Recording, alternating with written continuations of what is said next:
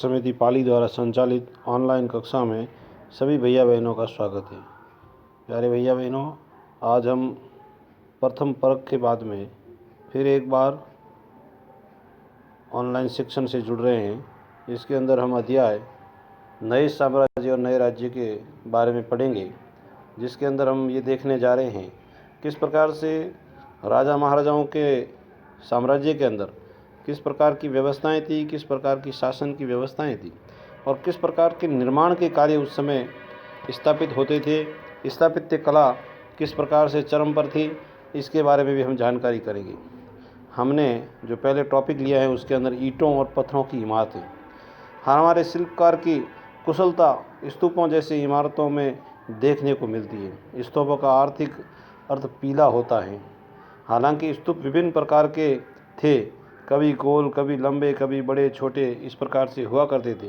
लेकिन कुछ छोटे होते थे, कुछ डिब्बे के आकार में होते थे। उसके अंदर अनेक प्रकार की चीज़ें और अवशेष, दांत, हड्डियाँ, अनेक प्रकार की सामग्री, सिक्के, पत्थर आदि रखे जाते थे और कुछ मजूस भी उसके अंदर होते थे। इस प्रकार से उन स्तूपों के अंदर अनेक प्रकार की वस्तुएं रखी हुई भी हमें मिलती हैं।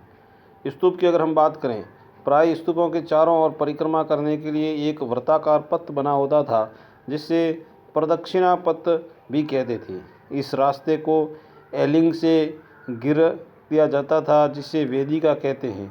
वेदिका में प्रवेश द्वार बने होते थे। एलिंग तथा तोरण प्राय मूर्तिकला की सुंदर कलाकृति से सजे होते थे। यहाँ कभी एक भव्य स्तूप हुआ करता था। लगभग 2000 साल पहले स्तूप को